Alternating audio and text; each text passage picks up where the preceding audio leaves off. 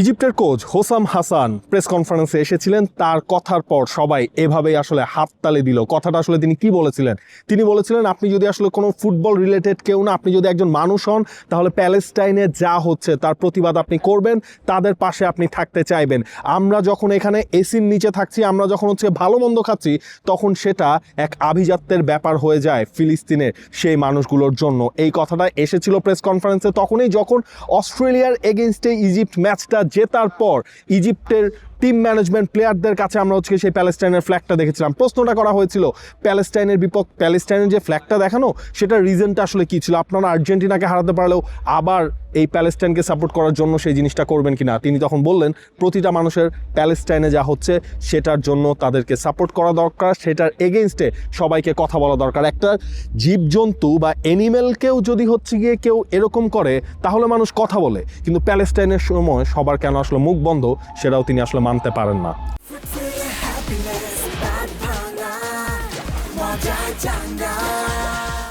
তিনি বলছেন, আপনি হিন্দু হন, মুসলমান হন, খ্রিস্টিয়ান হন, মানে রিগার্ডলেস অফ ইউর রিলিজিয়ান, আপনার উচিত প্যালেস্টাইনকে সমর্থন দেওয়া। এই কথা তিনি এমন একটা সময় বলার সুযোগ পেলেন যার আগে ইজিপ্ট তাদের উদযাপনে প্যালেস্টাইনের ফ্ল্যাগ নিয়ে এসছে বিশ্বকাপে।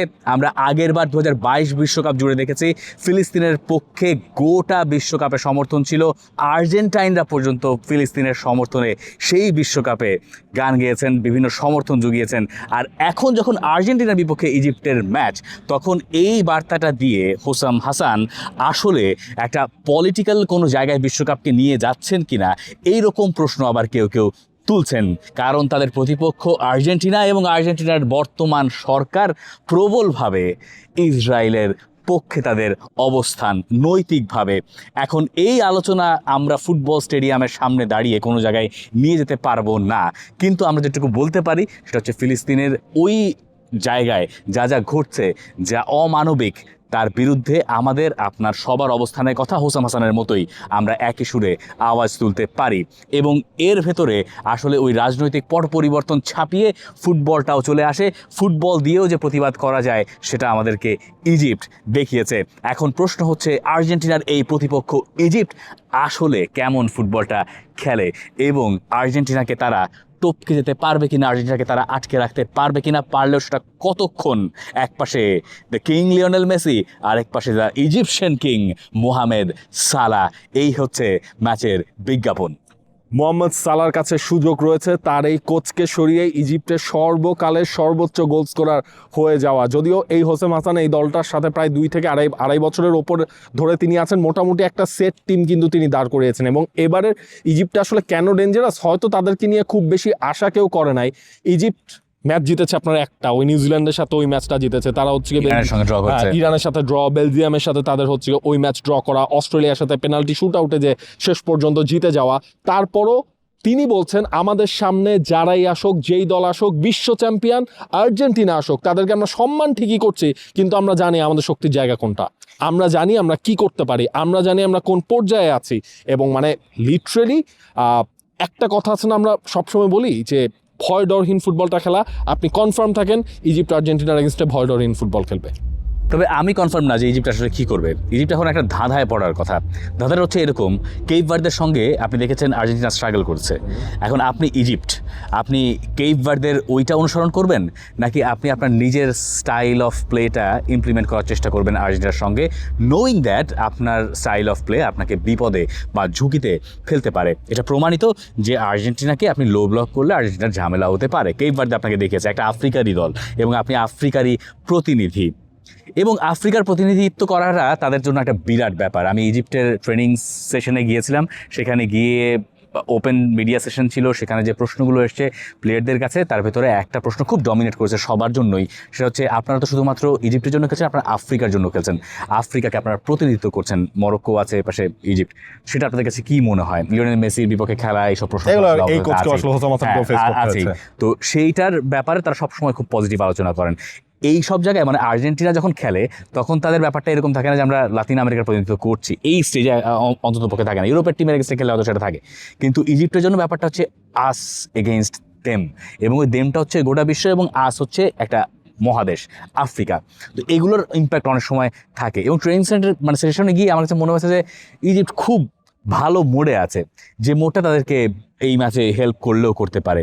যে ধাঁধাটায় এখন ইজিপ্ট কোচকে পড়তে হয়েছে যে কোনটা তিনি করবেন, তিনি ইউজুয়ালি কী করেন, বা ইজিপ্টকে আমরা এই বিশ্বকাপে আসলে কোন কৌশলে খেলতে দেখেছি, সেটা আসলেই আপনি যেটা বলেছেন যে ফ্রি ফ্লুইড ফুটবল, যেটা অ্যাটাকে আছে, যেটা ডিফেন্স আছে, সে সব জায়গাতে একটা ব্যালেন্স রাখার। কারণ ব্যালেন্স রাখতে গেলে তার ফরমেশন একটা ধরেন 4-2-3-1, এই হচ্ছে তার ফরমেশন। কিন্তু এইটা তিনি এই বিশ্বকাপে ব্যবহার করেছেন। কিন্তু এর আগে আফ্রিকা কাপ অফ নেশনসে বা ওয়ার্ল্ড কাপ কোয়ালিফায়ার্সে বা বেশ কিছু ম্যাচে তাকে আবার 5 ম্যান ব্যাকলাইন দেখা গেছে। কেপ ভার্দে 5 ব্যাক ইউজ করছে, 5-4-1-এ তারা ডিফেন্ড করার চেষ্টা করছে। এখন যদি ইজিপ্ট চিন্তা করে যে না, আমিও 5 ব্যাকে চাই, আর্জেন্টিনাকে আমি আটকাতে চাই, হতে পারে, হু নোজ। এখন এটা ডিপেন্ড করবে যে তারা ইজিপ্টকে নিয়ে কি মানে ইজিপ্ট আসলে আর্জেন্টিনাকে নিয়ে কী ভাবছে, তারা নিজেদের শক্তির ব্যাপারে বিশ্বাস কতখানি, হয়তো এইসব জিনিসের উপরে, সেই ভ্যারিয়েবলসগুলোর উপরে হয়তো সেটা ডিপেন্ড করবে। এবং ইজিপ্টের তো আপনার এখানে তো ওই প্লাস পয়েন্টটা রয়েছে, তাদের ট্রানজিশনে খুব কুইক অপোনেন্টকে আঘাত করার মতো ওই লেভেলের ফুটবলার তাদের এই স্কোয়াডটার মধ্যে রয়েছে। সালা তো রয়েছেনই, সালাকে নিয়ে কথা তো আমরা বলেছি। আপনি আসুরের কথা চিন্তা করেন, 2টা গোল তার এবারের ওয়ার্ল্ড কাপে রয়েছে। হ্যাঁ, আগের ম্যাচেও তিনি গোল করলেন।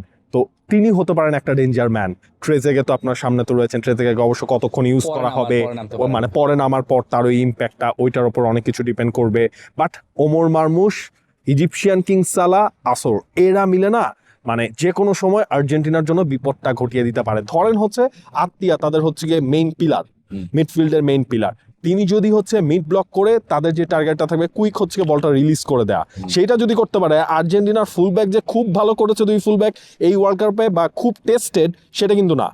তখন ইজিপ্ট ওই মোমেন্টটা আলটিমেটলি পিক করতে চাইবে। আর্জেন্টিনার উইং আগের দিন ঢুকেছে, মানে ডিফেন্ডিং উইংগুলো আগের দিন তাদেরকে ভালোই বেগ পেতে হয়েছে।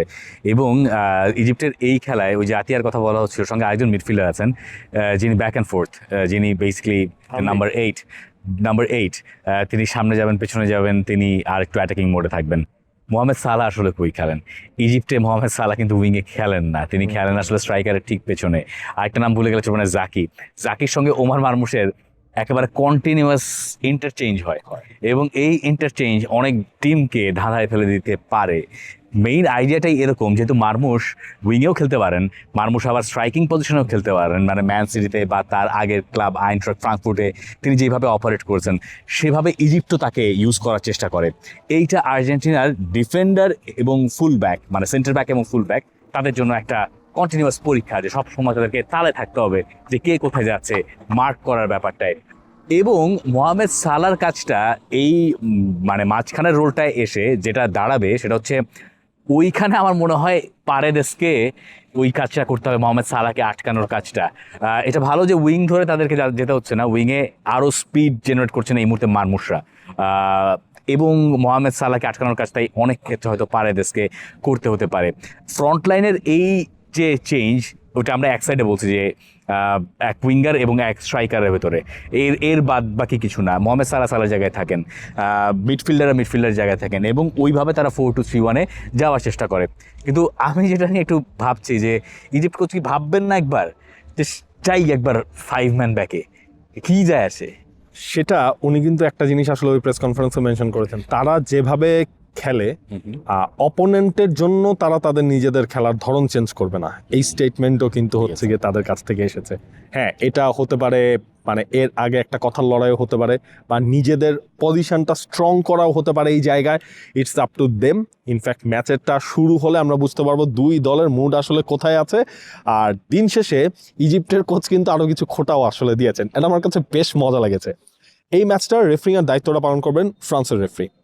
আর্জেন্টাইন ফ্যানদের ইতিমধ্যেই বিভিন্ন ধরনের কথাবার্তা শুরু হয়ে গেছে।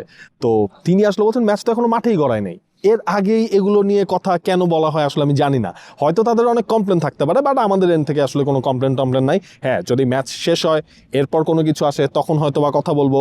আজকে প্রশ্ন ছিল এই যে আপনার বালোগানের রেড কার্ডটা চেঞ্জ করে ফেলা, তিনি বলছেন তাহলে তো আমারও এক প্লেয়ারের আসলে লাস্ট ম্যাচটাকে আমরা মিস করেছি, তখন ওর ব্যাপারে কোনো ডিসিশন কেন নেওয়া হলো না। তিনি ফিফার কাছ থেকে, ফিফার যে মূলনীতি, যে ট্রান্সপারেন্সি, সেই জিনিসটা আলটিমেটলি তিনি চান, ইন্টিগ্রিটি, ট্রান্সপারেন্সি, এই জিনিসগুলো তিনি চান। সব মিলিয়ে মানে ইজিপ্টকে ওটাই আসলে মনে হচ্ছে যে they can harm, but Argentina তাদের রিয়াকশনটা কি হয় এইটার উপর আসলে এই ম্যাচটায় আটলান্টাতে অনেক কিছু ডিপেন্ড অফ করছে। Course they can do the harm and they can hurt Argentina, but আমার কাছে মনে হয় এত সব কথা বলার পরে যে আর্জেন্টিনার এই ম্যাচটা কেপ ভার্দের চেয়ে কম্পারেটিভলি ইজিয়ার হবে।